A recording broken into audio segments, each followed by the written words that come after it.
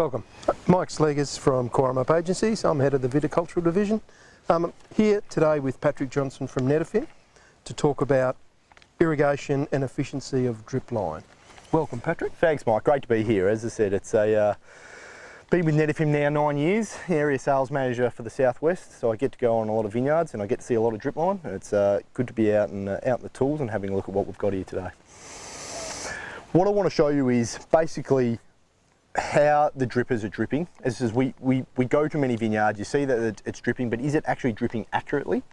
I think that's probably one of the big questions that I want to discuss is is it doing what it was designed to do? So when these vineyards got put in 15, 20, 25 years ago, they were designed to a certain specification. We now want to see, well, is it still living up to that specification? So one of the first jobs I'd like to do is just to check the pressure that we're currently running at in the system. Okay, let's have a look. All right, so you said you can grab yourself a very basic pressure gauge from the guys at Cowaramup. I've got a very luxurious ones of the digital pressure gauge. What I'm going to do is punch this one in here and just see what pressure we're reading. Okay, what you'll find is that each drip line has a specification of a pressure range of what it's going to be in to accurately deliver the amount of water that we're suggesting it should be. So for example, this is a 1.6 litre an hour drip line. Its pressure range is between 50 and 350 kPa. At the moment, we're sitting at about 100 kPa, so that's within the pressure range. So each dripper should be delivering the exact amount of water, which is 1.6 litres an hour. All right, next thing to do, as you said, you can see it now, it's dripping. Yes, you have no idea exactly how much it's dripping. We have water meters back at the pump shed. They're really good to see, okay, overall in each block, how much water is it delivering and is it as per the design specs? What I'd like to do is just test individually each dripper, and it's a good thing to do each year. Just go out, have a look at a few of the lines and just see, well, are the drippers delivering 1.6 litres an hour? What can happen, especially over 18 to 20 years worth of time, build up of organics, lack of maintenance, lack of flushing, you'll find it can wear out the water passage. And some of these drippers could be delivering double the flow or even under the flow, which really creates inefficiency within the vineyard. Underflow, is that quite common or is it more likely to be It's more likely to be overflow. You'll probably see a bit more squirting, okay?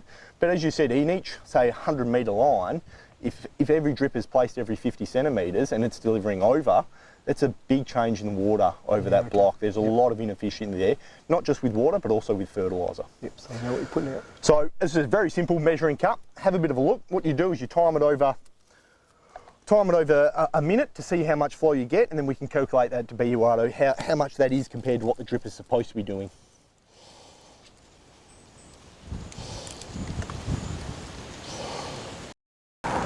Patrick, what was the result of that little test? So look, interesting. After a minute, we had about 25 mil. So if we do our calculations, we're at about 1.5 litre an hour. Now for an 18 to 20-year-old drip line, to be honest, that's pretty good. It actually shows the quality in the RAM drip line. What I will talk about just briefly, Mike, is I will show you the difference between the drip lines that you've got. So what we have here is what we call the RAM drip line. It was created back in 1983 and brought into our market in 1983. We stopped producing it in about 2000 because we upgraded to the Uni-Ram. The way to identify, and we get this a lot, is what's the flow of our drip line if it's not on the design and on the plan. You can actually slice open the RAM drip line and it's ID'd by colour. So there's 4 different colours. There's olive, there's green, there's olive, orange, green and blue.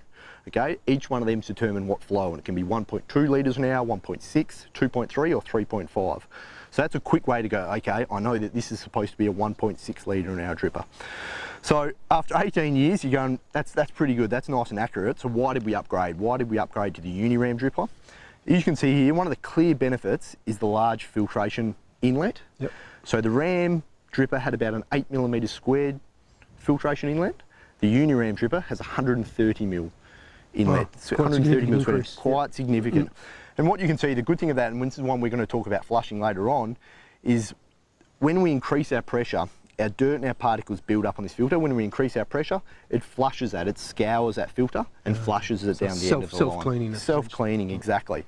So as I said, the guys at Coag, I know Brad in particular is really knowledgeable on drip line, so I'm sure he'd be happy to come out, identify what you've got, and look at, okay, is it time to replace? Okay. If it does come to replacement, we've got our irrigation division headed up by Brad Miller and Simon Earl and Max Blunt. We also offer a one invoice finance package for drip line, pumps and other irrigation.